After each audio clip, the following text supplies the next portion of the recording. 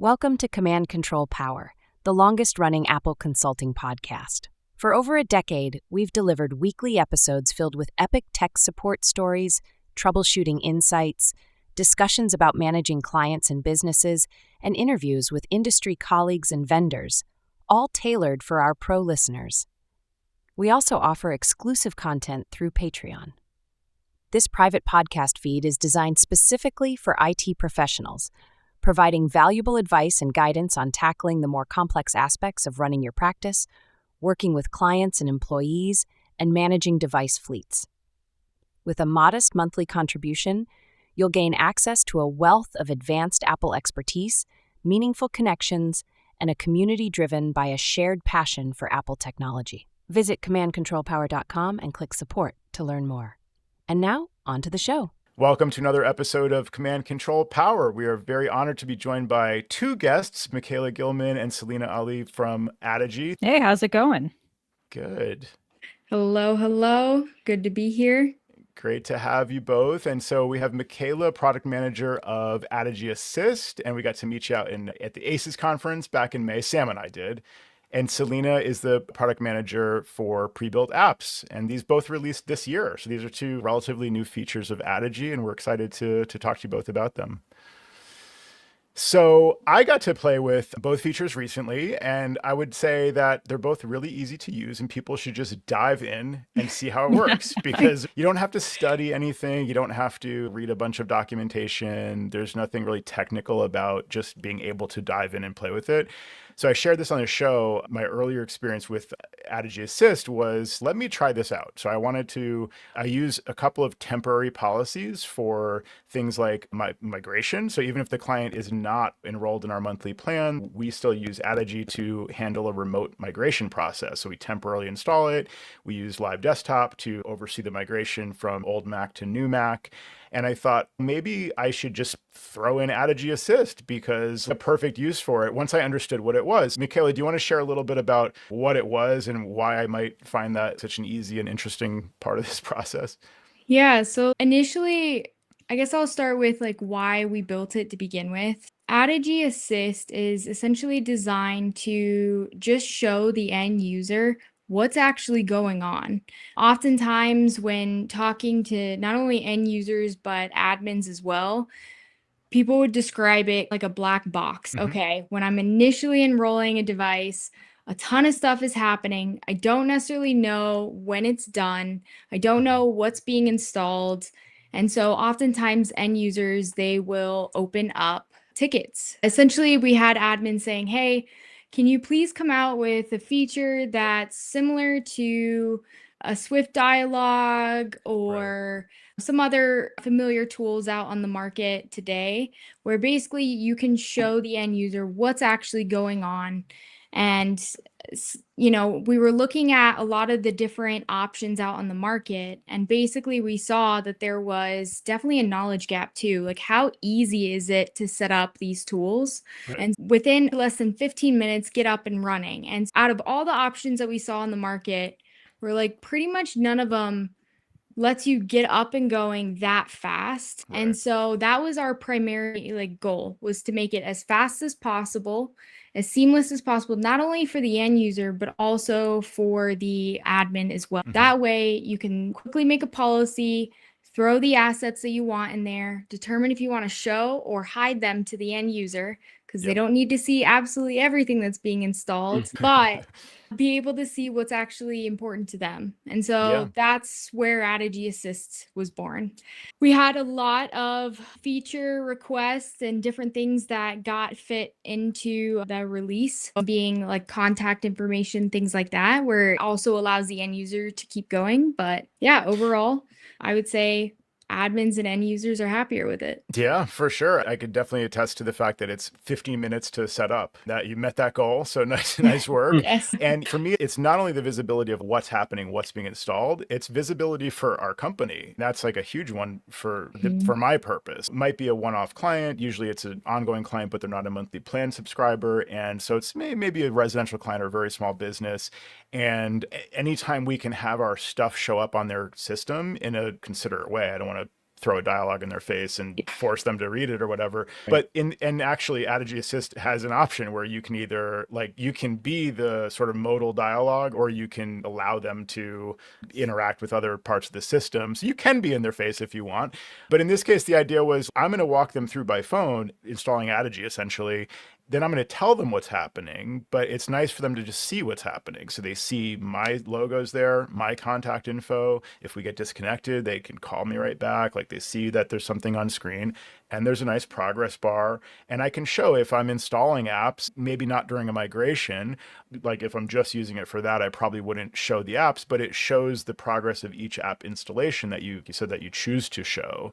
So it's really flexible in that way also. It had the flexibility that I needed to be able to adjust that, and it didn't have a lot of complicated stuff that I needed to worry about.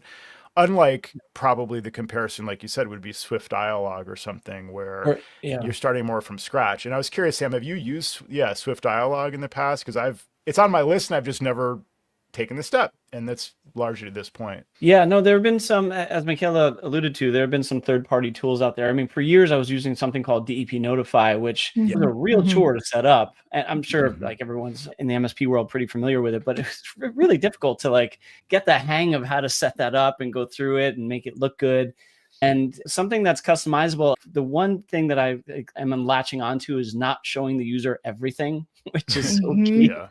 And just making it like, here are your cool apps like Microsoft Office, but I'm not going to show you this tool that, because what happens is, like you mentioned, Michaela, with the tickets part is, right, if they see too much as well, that part will lead to, hey, what is this IT? What are you guys doing? Or what are the IT overlords doing on my computer? I don't want that thing. Can you take it out? I don't like the idea right. of this tool. It's not a like menu. Like, this is, it's interesting. That's a good point.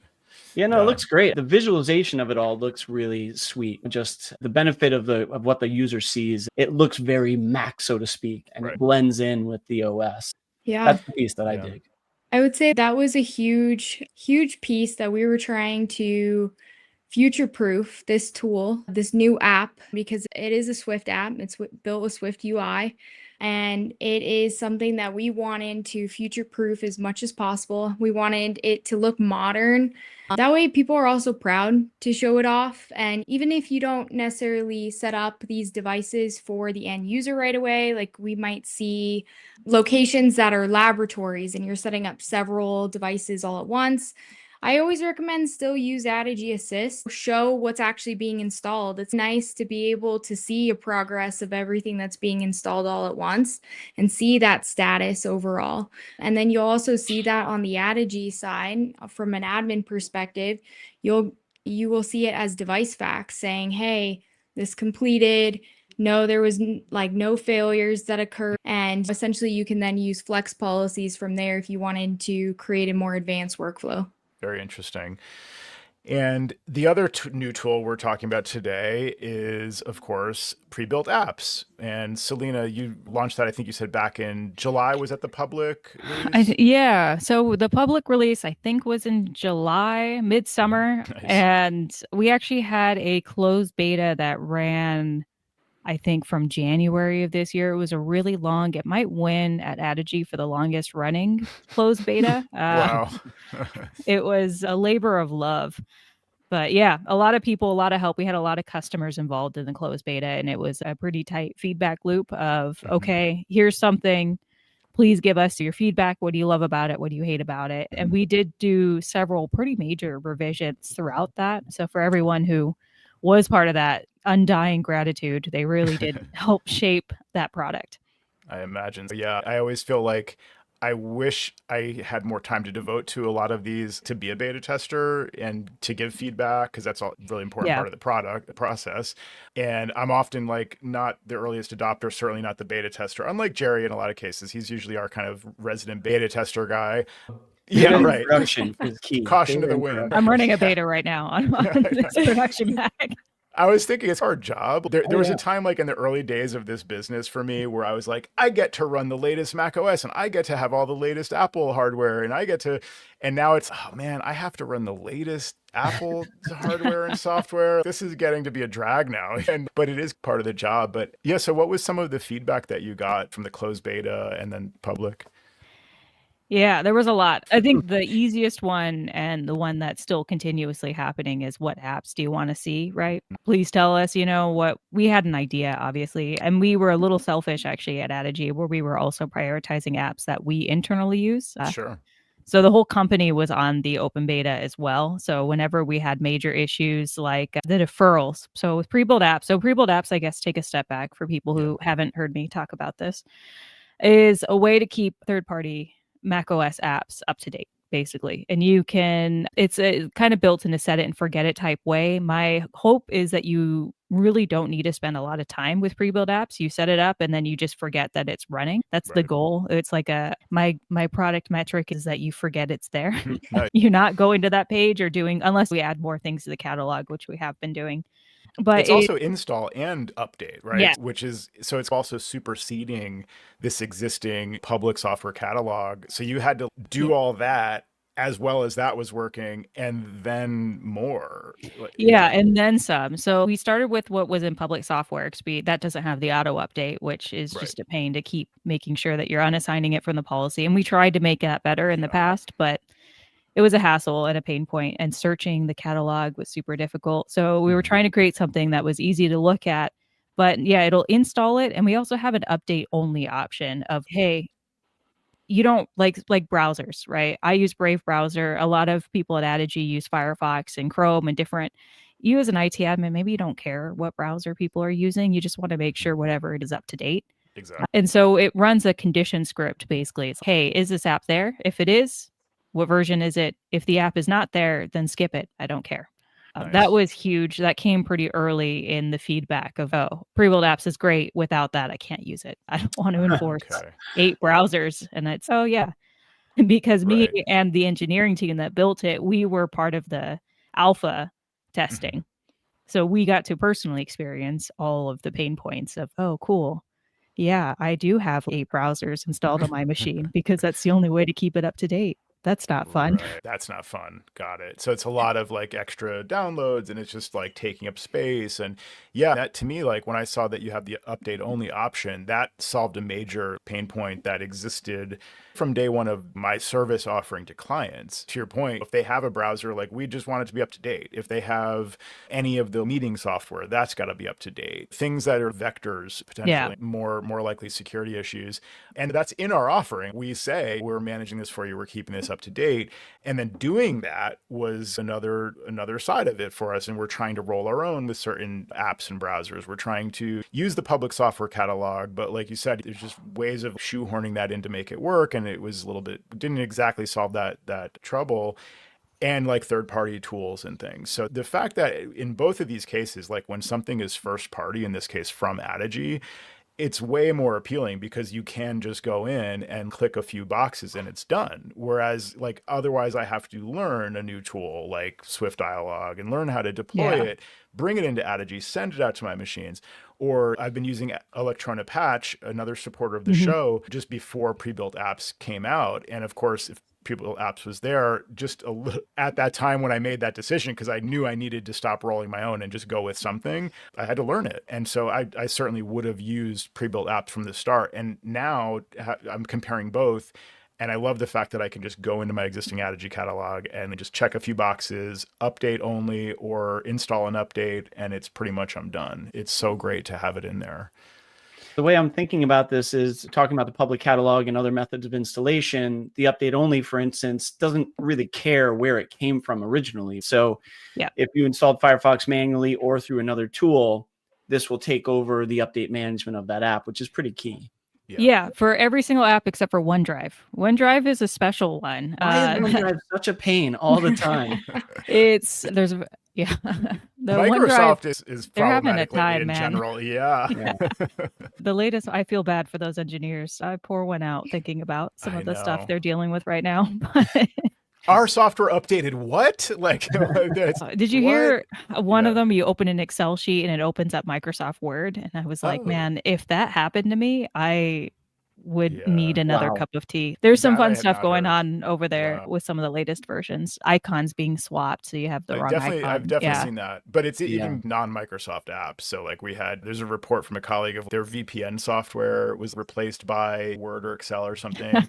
I've seen from a client, Google Chrome got replaced by Excel or vice versa. Oh no, it was Excel got replaced by Chrome. So they click on Excel, it won't launch. And then you go to like where Excel is in the applications folder and it's got the Google Chrome icon and it's like copyright Google, whatever. So it's like actually Google Chrome, but it says it's Microsoft Excel. So Microsoft is the common thread in all of this. And unfortunately, like their engineers, I don't know like what they did wrong, but it looks like a total mess right now. They're not having a fun time. But so OneDrive is a OneDrive special is special. case. Yeah. If you install it from the App Store, whether it's through Apps and Books or just somebody manually went, it has a different bundle ID. And if you Okay. try to run an installer over the top of it, no matter where you get it from, doesn't matter. It will not. The installer will fail and say you need to do it from the Mac App Store. So now we skip those. That was a recent fun one. We test everything, obviously, before we add it to the catalog. But some of those use cases, like I never had OneDrive. We don't use OneDrive really. And if I did, I never would have had it from Apps and Books. It's only something that customers bring up. Good point. Yeah. But yeah, usually it doesn't matter except for OneDrive, where it came from. The thing that we do care about is if it's in the user application folders. We do not actually check that. We hope that everyone's installing things on the system application level as best practices should be. Yeah. That's not always the case. Depends on the history of the device. So that's something I'm looking at, maybe remediating, finding a good path through that. Interesting. I haven't seen a client use that user applications folder in quite some time, but it's possible. It comes up every now and then. Yeah. With relation to the origin of the app, and you mentioned the App Store, is there a process where if you wanted to update something that came besides OneDrive, obviously, but like something that came from Apps and Books to have to convert that to a non-Apps and Books app or anything to be able to continue updating? Usually we just run an installer over the top. Most Apps and Books things don't really mind how you do that. Same thing with if you've installed it manually. There have been some issues like helper tools, right? Helper tools get in the way more than they help. Slack. Slack. Firefox is my other one that is really annoying because if you have the Firefox helper tool running, sometimes that can corrupt if you try to install. It doesn't matter if it's pre-built apps doing it, if it's Electrona, if it's you're doing auto PKG, like if you go and manually install the PKG, you download it.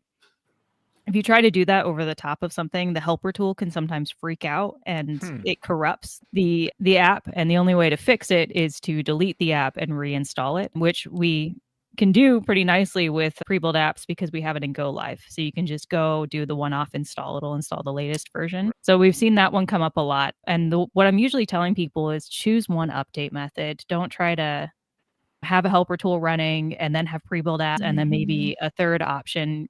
It's kind of like antivirus, right? It's like people are like, I just want all the coverage, and that leads you to a slow system or conflicts or whatever. So that's good advice in general. But to your point, you have to actively block those other methods, like I did with Microsoft. My solution was, you guys can't stop corrupting my whatever, like swapping apps, and it's like a game of musical chairs. I'm just going to stop the Microsoft stuff and just handle the updates myself because that seems to be more reliable for whatever reason. But I'm curious, Selena, on that point, because maybe you've dealt with this more talking about the Microsoft stuff. Has something changed in Apple's like installer process that anyone's aware of? Because it seems like there's the opportunity more lately for like a race condition where, Firefox helper tool or Microsoft auto update is trying to do some stuff that's probably using the installer process. And meanwhile, Addigy or Jamf or some other tool is deploying software. They have nothing to do with each other than the fact that they're installing software. And the common thread is like Apple and their maybe installer binary or something. So that's my theory on this is like Apple changed something and all these tools are suffering as a result. I've heard of it. It's one of those two things. My background came from tech support at Jamf, and I spent a lot of time looking at sysdiagnose logs. And whenever I've heard it happen to a customer where an install or something's getting corrupted, usually people are just like, I just want it to work. I don't care. Don't tell me. Don't figure out why this just fix it. Yeah. Which I understand. You want to get the end user back up and running as soon as possible. And so people just end up deleting the corrupted app and pushing a fresh install with whatever method you prefer.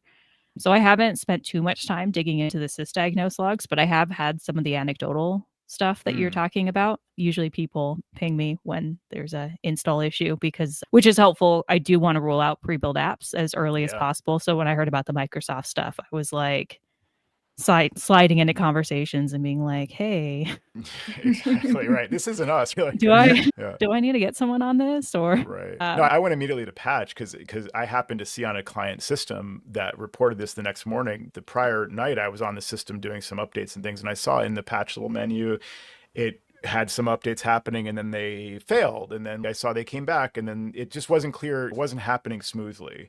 Yeah. And that was a flag in my head, but it seemed like it worked out. And then the next morning I heard that Excel became Chrome. I'm like, what? So I thought, okay, let me just find out if Electrona is aware of this, if it's related. Happen to see that one machine. And they pointed me to this Microsoft thread where it's clearly a Microsoft auto update bug or it's triggered by that. But yeah, you think, who's involved here? Who are the players? And it's usually something that's getting installed by one of these tools plus Microsoft. And so seems to be on them, but I guess we'll see. Maybe it was a Halloween thing. So to that end, this is something that probably plagues every kind of update tool, I would assume. But since each app may have a different mechanism for providing its own auto updates, is there any best practice or guidance, or do you have any hopes of possibly finding ways with config profiles to turn these off on, let's say, the popular apps, I'll say, because you can't get everything. That's a good idea. Like an option to maybe deploy a profile that just turns everything else off that might have been there. Yeah. Yes, I have that on my backlog. For a few of these, the troublesome ones, Slack and Firefox are the ones I hear about the most. Yeah. Some people prefer to use the Microsoft tool instead of pre-built apps, which is fine. Just choose something that works, but make sure then pre-built apps, what is your strategy there? Because you don't want them fighting. So I want to make that something pre-built apps does provide is MDM profiles already. We're still working on the PPPC profiles. That one's been tricky because we don't know what everyone's environment really is, and we don't use every app in the catalog. So we don't want to blanket allow everything for allow everybody full disk access. That defeats the whole purpose. Yeah. So we've been trying to go through every single app and give it the minimum required permissions. But I've worked with a lot of customers that use Zoom that can't have screen share for government reasons. And so it's like, all right, they explicitly deny that. Obviously, that's not the MDM profile that we would choose to have. So we've been working on those. Some apps do have the profiles. Every app that needs a system extension or something like that does have it. And some apps might need more. We just added Microsoft Defender. So that one's really tricky. And we were holding it back because we were waiting for release notes to tell people like, hey, this is more than just, you can keep it up to date, but please, for the love of God, have the other MDM profiles. We can't provide that for you. That's your own stuff that you need to configure for your environment. But with that, I do want to add those helper tools and make those MDM profiles optional because maybe some people want to do their own thing. They don't want our profiles, which is fine. My feelings aren't hurt by that. Yeah. No, it makes sense. Easier. Yeah. If you have an option, right? Or maybe you can set them some sliders. But that's a bit of I know that's probably secondary to what you're trying to do initially. It was just popped into my head as a very nice option that you don't see a lot elsewhere to take care of the ancillary additional side pieces of what the apps actually do on their own. Yeah. Selena, in your internal testing, how harmoniously has other competing update solutions worked with the Addigy solution? So I know there's Rooted Consulting, right? Of course, they make a solution, and of course, Electrona Patch. What have you seen? Because it's been my experience, I use Patch like Joe and Sam prior to you coming out with your product or updating the product. And for the most part, I haven't seen much friction at all. They seem to coexist in harmony with each other. But is that internally what you've seen? Yeah, I haven't had too many complaints. The biggest thing that pre-built apps that is my next big priority that we need to work on is the end user notifications. That definitely causes fatigue. I am very painfully aware of it. Again, we use it. So at the end of my day, it should actually be happening fairly soon. I should get about 6 pre-built apps notifications. At least 6. So that's been a complaint with people who are using other solutions of, hey, can you just not have any? I don't want the end user to see anything at all. Just don't show them. I'm doing my own thing or I'm using something else. We have a few customers too that we have APIs available for pre-built apps. So they've been using that and playing with the Route 3 app and trying to get around having a self-service type thing, which I guess could be a segue into Michaela and pre-built apps and self-service. I get a weekly, at least once a week, maybe realistically 6 to 7 requests a week about pre-built apps and self-service. Nice. Yeah, this is where this ties in. That wasn't intentional. That was a nice little very nice segue. You can tell we have a fellow podcaster in the mix. That's right. Perfect. So with self-service, as of next week, we will be releasing an update that will allow you to actually include any sort of pre-built apps into your self-service application. We definitely have more planned to help out that end user experience, what Selena was alluding to earlier with those notifications and stuff. But this should definitely help out with some of that end user experience. So if you wanted to make it optional for your end users, this is where you would do it in your self-service application. And so, next week is when we will be releasing it, as long as everything goes to plan. There's my caveat. So that's very cool. So that would be like all those 8 web browsers or whatever you might have configured update only in pre-built apps. You can choose to show them in self-service, and people can like install Brave or Edge or whatever they want. And then it will be updated by pre-built apps going forward. So it kind of ties in both options there. So one caveat as well is that if you do show it in self-service, we do show the latest version. So if it's something like you want an individual version actually on that device, don't show it in self-service. Okay. But outside of that, most people are wanting to keep their apps updated and to the latest version. So typically we don't see problems with that. Nice. And is that a separate tab, or will it be a separate tab in self-service, or like just part of? Great question. Great question. So at first, this is going to just look like any other asset that exists today. So public library, smart software, Apple apps, it's going to look the same, all a part of that install tab. In the future, though, that's where we are looking at changing that experience, potentially having an updates tab, potentially having some functionality in the menu bar app, just making it convenient for the end users. Can't promise anything quite yet, but that's what we're looking at. I don't know about you guys, but I can see Michaela has something that she can't see. For sure. Yeah. I'm building it. There's some knowing glances happening here for the listeners at home. But this sounds like maybe addressing Selena's point about notification fatigue, and you could incorporate that into a centralized system potentially, where you don't have each app alerting, but you have a central place where it's like, this is updating. These were just updated, and here's the 3 that still need an update whenever you're ready, kind of thing. And it's a balance. We talk about this all the time, where sometimes we have to force the update because it's for their own good, it's for security, and it really needs to be done by a certain deadline, or that's just the company policy.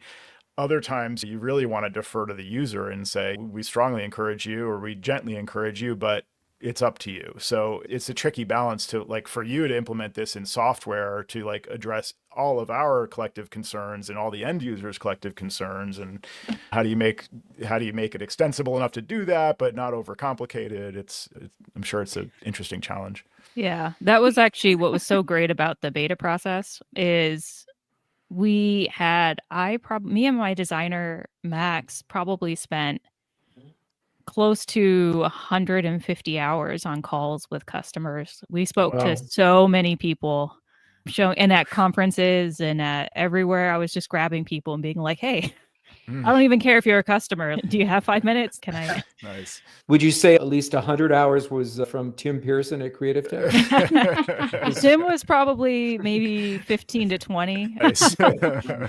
He had a lot of feedback. I think he is definitely one of our heaviest users of pre-built apps. So he's awesome.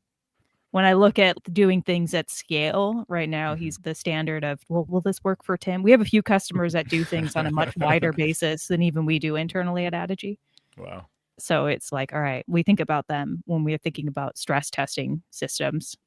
Nice. But yeah, we got on a lot of calls, and My goal for that is this had a few product managers throughout the time. It was a project that internally had been discussed at Addigy. I've been at Addigy for 2 years, and I think it was handed to me when I started, and it was already a year and a half, 2 years deep. It was a long time. There were a lot of opinions about it. And I started from scratch and talked to a bunch of customers and was like, look, I'm going to keep talking to people until I can guess what you're going to say. And if I stop hearing new things, then I think I understand where we're at. And we're super proud with what we've built. We're not done at all with it. There's a ton of things that I'm aware of. I'm painfully aware. And part of that comes from all of those conversations where we had some customers that were like, we used to notify people every 30 minutes, which was pretty brutal. Every time the policy ran in the early days. And some customers were like, yeah, I want you to nag the hell out of these people. Like, I want these things to update in 2.5 hours, and I don't care about their feelings. And I was like, okay, and good for you. Yeah. But we have other customers, obviously, that are, I don't want them to see anything. They shouldn't know that we're doing things, which was more the norm. That was an example of the extremes, and we're trying to get at a solution that is flexible enough for those people who are like, yeah, I want to bug my people every 30 minutes. I don't care about them, which is an opinion. Yeah. And I don't have to always agree with the opinion. I still have to plan for it. Sure. Very true. If you get enough other people that are validating, like that's a valid approach, because otherwise you might get a one-off person that just does things differently, and you're making you have weeks of your time devoted to creating a feature for one person, which I don't hear a lot of complaints from my fellow Addigy users about things that are lacking. So I'm sure everybody's getting their needs met, but in different ways. But yeah, I'm sure you might also have those exceptional cases too. Yeah, people also know my email and who I am on Mac Admin Slack, so I get a lot of messages about particularly pre-built apps requests. But that was why I had spent so much time. I think throughout the process, we had spoken to maybe 70 different customers, 70, 80, and all different sizes, different industries, different needs. And it gave us a ton of feedback of things that we didn't realize were so important for some people and were critical for others. And it's been fun prioritizing it and trying to figure out how do we make everyone happy, or how do we not piss off. We've summoned Tim Pearson, one of your esteemed beta testers here, and he's psyched about he just saw the alert because you literally made this announcement, I guess, before we started recording. So Tim's all in on these updates. So thanks for being here, Tim. Yeah, it's so great to just hear about all these exciting features. It's one of the things that I love about Addigy, and I feel like I backed the right company like in the early days of my getting into MDM, basically, because Addigy has been right there with me as I've grown and evolved my consultancy and learned best practices. Addigy is implementing new features. I've spoken extremely highly over all these years about live desktop being like one of those really early features that it's so great. It's amazing. It just works so reliably, and that's how I work remotely. It's so easily with all my clients. And so it's just, I think about what would I do without X, Y, or Z, and these are the features, all these things from Addigy. So I would encourage anyone. I hear from colleagues out there who are not doing any mobile device management, who are not using a system like Addigy to remotely manage their Macs. And I get it. I was there. Like I said, Jerry's our beta tester. He's always right there. Sam's always been in this world. I've been the one that they've dragged in kicking and screaming. Actually, Jason himself, formerly the CEO. Jason's the CTO now? CTO, Is that right? Yeah. So Jason was there in person in the early days being, you guys got to try this. All I ask is that you just try this. And he was so right. You just have to try it, and getting into these features along the way has provided the tools that I've needed in my business to actually evolve my consulting practices and offer services that now is a bundle of services. That's my monthly plan. It's largely it's Addigy features that are right there for my clients. And yeah, it's such an important piece of the puzzle for me. So thank you both for your efforts on the features you're working on and just making sure they work well for all of us. Because I have my particular way, but not Sam has his chair. Yeah, it's not just about Tim Pearson. Exactly. Really appreciate it. Yeah. Yeah, and you guys have been busy. Yeah. No kidding. So it's cool to see these pieces being produced and come out like virtually at the almost one after the other. And with the self-service piece coming out soon too, we hope, right? Very soon too. So it's scheduled. And then Assist Yeah, so then there's the tie-in. Is this also between pre-built apps and Addigy Assist? Amazing. Yep. Yeah. So we will be adding apps to Addigy Assist where you can seamlessly, if it's already a part of your policy, you'll be able to decide if you want to show or hide it to your end user. And Perfect. then basically the Assist app will be tracking its installation, checking if it's currently installing, if it failed, if anything happens, it will be tracking it. And also there's some retry logic in there. So if anything does happen, to some extent, it will also then retry depending Nice. upon what's going on the device. We try to make it as seamless as possible. That will be coming in the future. And then also we have I'm just going to drop another Cool. big announcement that we are going to be having. It's not officially scheduled yet, but Identity V3 will be dropping. So basically that is you can test it out today as a beta tester in a separate policy and you can try it out. It's a whole brand new UI, matches Addigy Assist. That's the route that we're headed. If you can Nice. see a design pattern going on there, you can see where we're headed. Test out that new UI. It's a login window for those who aren't familiar with Addigy Identity. Basically, you can authenticate with your identity provider directly at the macOS login screen and sync that password. Yeah, highly recommend testing that out, but we will be moving that from the beta channel to the production channel, I would say potentially beginning of December. Nice. Awesome. Wow. Yeah. And Speaking very of quick. a lot of changes, a lot of constant effort. Awesome. And the identity piece is pretty interesting just for those of people that haven't used it. I mean, to be able to use your single sign-on credentials from your IDP is pretty big for a lot of different reasons, security and compliance. But you guys offer it up for the big players, right? Entra, Okta. Is it also customizable for the off-brand IDPs? Or is it? So as of today, no, it is not. But we do highly recommend to report back to us if there's an IDP that's not supported. Okay, very cool. But the interface is going to get a nice little facelift. Yep. We do. That is also Swift UI that got fully revamped. And we also have better logic for end users. So when they try to type in their password, let's say you have a pretty tight security policy on that device itself, we actually tell the user when it's locked out. So then they stop trying and then they contact you. That way you don't feel like you're going crazy and you're like, I don't know why I can't sign in. So we definitely have better prompting, more intuitive. Also, it's something that if you have our current MDM core package of Addigy, we don't charge for it. So that's something else that's pretty different between us and a lot of the other solutions on the market today. Nice. That's really good to know. And you can migrate existing users over to the IDP, which is pretty key. And it's something you can't do with Platform SSO on built into Mac OS. So it's a pretty big deal to be able to offer that and not disrupt the users' lives, I would say. Very interesting. We have some more feedback from Mike Kingsley of the Kingsley Mac. He says he got talked into trying Addigy at the second ACES conference back in Austin in 2016 and never looked back. So another long time, almost decade-long user of Addigy in those early days and consistently still using it today. In case anyone out there needed more encouragement, again, there are colleagues out there who just aren't doing it yet. And I remember where I was at, like thinking about MDM and IDP and like all these acronyms, and it's word salad and letters flying around my head. And it sounds like a lot. It just sounds like a lot to learn, and I don't have time for it. And so that was my hesitation. And really all it took was like installing it, figuring it out, playing around with it, trying things. Like it's nice to have an extra Mac to try things on. So that's really all you need is a second Mac that you can just mess with and an account to try it out, and then just see what it can do and see what we've been talking about over all these years, because it becomes a service offering for your clients. And actually, I was just talking about this on a patron only show, how much I've been able to leverage the automation that Addigy and these types of tools enables to change the way my business works. I'm able to have revenue come in through other means than I was having before I had this kind of service. It used to be hours of my time was the only kind of lever that I had.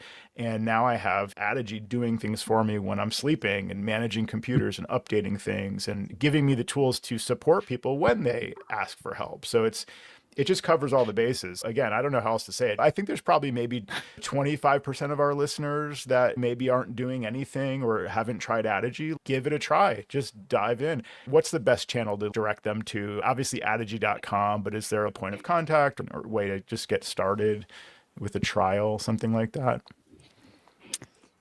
We have a new website, actually. It's still addigy.com, but we Right. redesigned it. So it's nice and pretty. And there Oh is my God. Yeah, it is. addigy.com /free-trial. Thank you. Okay. That's how to get in contact with us. We will reach out. And then the other thing too is even if you try us out and you don't like it, that's fine. Again, my feelings are never hurt. Mine would be hurt. I've been saying, I've been encouraging people over all these years. I'd be a little insulted if they didn't like it. So if you don't like it, please let us know why. Yeah. And even if you're a current customer, I say it a lot in every webinar that I've ever been on with Addigy customers is product@addigy.com. Like that does go to mine and Michaela's and Nice. Joelle's and Bryce's. And I think Jason's on that. Like we all get those emails and we do look at them and try to respond to them all. Wow. So I love hearing, especially around pre-built apps when people are loving it. We get a lot of really positive feedback and the engineering team really loves it. They get those feedback emails. Please send your nice feedbacks. Those That's are great true. too. But I also really want to know if you're in pain or something that you hate. Because then I can actually do something about that. Otherwise, I'm just like, yeah, everything's perfect. Everyone loves it. We're done. Yeah. We're never done. And especially don't leave out the how your end users feel. Like so primarily a lot of what I work on at Addigy has to do with the end user experience. So Addigy Identity, self-service on iPhone, iPad, Mac, Addigy Assist, tons of things that overall has to do with the general experience for end users. And oftentimes, obviously, I'm not there in person talking to your end users and I can't interview them or jump on a podcast with them. But overall, like knowing how they feel about something, even if it's something that you feel like maybe Addigy can't change, letting us know that feedback, then we can help direct you to the right places. If it's Apple, if it's us, if it's another vendor, really helps. Nice. That's great to know. I will say on pre-built apps, just to round this out, just like I said with Addigy Assist, it's so easy to just get started. So my positive feedback is I had a client just a couple weeks ago say, hey, it was like half the staff needs Canva. Is there a way that you guys can like quickly deploy that? And I'm like, Addigy pre-built app. So I just went in, do you support Canva? There it is. Canva's there. So check a couple boxes, click it. It deploys to all that policies max. And just like that, one email from the client, my email response was like, okay, it's all set. That's it. They can just find it in their applications folder. It was that simple. And there's one little bit of positive feedback because I know you do probably hear a lot more of the negative feedback with like we do from our clients. No news is good news, but like it'd be nice to hear the good news sometimes also. But that was my experience with it. Again, without having like, I was aware it existed and I didn't have to read documentation.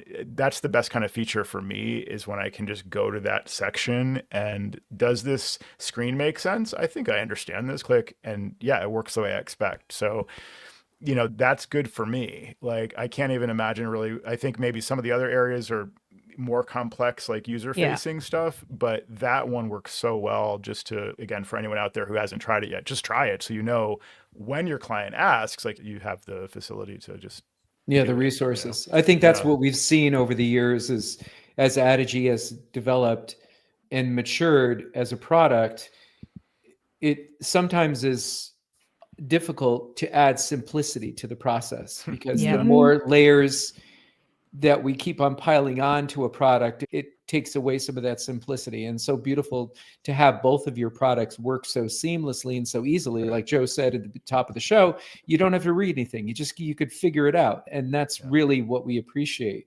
as technicians here in working with the product. And the lighter the touch, I think we all three of us believe this, the better. As far as the more the clients don't see, the easier it is for us to do our jobs in a way. Yeah, it's something that we've been working on a lot. And it's something we're continuing to work on with our existing features where I think the whole UX is getting redesigned and looking at. So stuff that you may hate or hasn't been worked on in years. Addigy's been around for a while now. We are always trying to take a look. And so if there is a part of Addigy that's not related to these two things that you guys absolutely hate, or anyone who's listening hates, reach out to us and Cool. let's talk about it.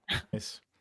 I have a couple feature requests just to put out there into the ether. My thing is the go live page. No, it's not. There's nothing I dislike about like the it works great, but no, I just your feature requests are usually pretty big. So let's see. Yeah, this will be easy. This will take a couple hours, but I envision on the go live screen all the custom facts and all the things there. Like maybe there's like a edit mode, and then you can you click edit or whatever, and then it's the check boxes appear. You click a checkbox, and it puts it at the top. So it'd be like a checkbox column that would just be like show at the top, or better wording than that. And so maybe just some custom, because I find myself always wondering, okay, I created a custom fact for is the user active on the system, which steal that and build it in. That would actually be really cool. But that one, I do like my little search for to see, is it a green dot? That means they're actively like on the system. I'm not going to just jump on right now because they're like in front of the screen. And the other one is like uptime, checking the uptime of the system. I'm trying to think a couple more IP addresses, some very basic stuff like that. It's there. I can just scroll and find it, or Command F or whatever, but to be able to just like customize that page. But you didn't ask for like live feedback or request. No, I'm here for it. Makes sense. But okay. All right, that one's acceptable, Joe. That's not. Thank you, Sam. Yeah. Okay, good. That's awesome. No, this is awesome. It's great. Thank you both for making the time to talk to us today and share some of what you've been working on and hear our live feedback requests and future requests and things. And it's been really great to get to chat with both of you and hear more about this and see it and try it out. And again, I'd encourage all of our listeners to try these new features from Addigy. And if you haven't tried Addigy, definitely try Addigy. And you can use my favorite live desktop, which is something I will never stop talking about. Isn't it great? Good. It's so good. I have a really funny story about live desktop short, but I'm going to budge in and say it. Please. My partner, so my house, I use Home Assistant in my network. Everything's smart lights. I don't have any light switches that actually work. And my partner is a tech Luddite, and I designed a whole dashboard for him that was like a really dumbed down how to use the house. And I was in the UK at Macadac, and something wasn't working. Some light, I think Hugh had an update and something had broken.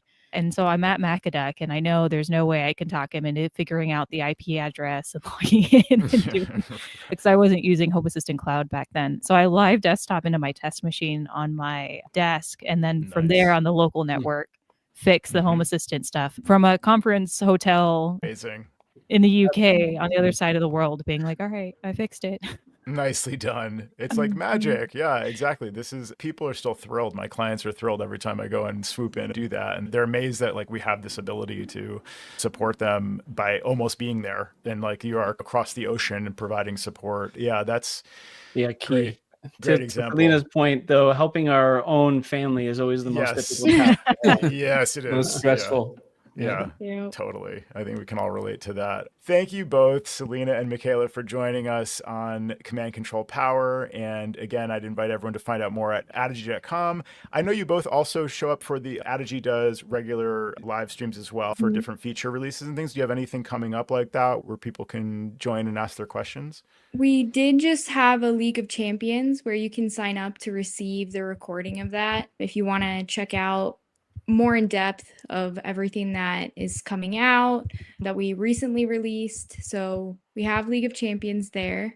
And then also you can sign up for future ones, and we'll notify everyone when we do have those live, and you can actually interact with all the product managers, because just because one is presenting, behind the scenes is the entire team, and we're all answering questions. Yeah, highly encourage that. You also have your customer success manager and your help center, so you can always reach out and they can always bring us in as well.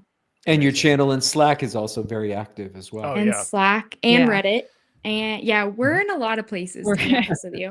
We're just kind of like everywhere. Yeah, you'll see me in the Addigy channel pretty regularly on Mac admins, especially if it's a pre-built apps question. I'll swoop in before Ponds. Totally. Yeah, exactly. Nicely done. That's hard to do, but it is hard to do. Yeah, no, that's also another very impressive thing about Addigy as a company is how present you are with, again, those channels where not only you're doing the work, releasing the features, you have your first party League of Champions and those things, but you're out there accessible to your customers who are asking questions and getting answers, sometimes from the person who designed the thing or built the thing. It's very impressive. Thank you again for joining us, Michaela Gilman and Selena Ali from Addigy. Thank you both so much for spending the time with us. Really Thank you for having us. Guys.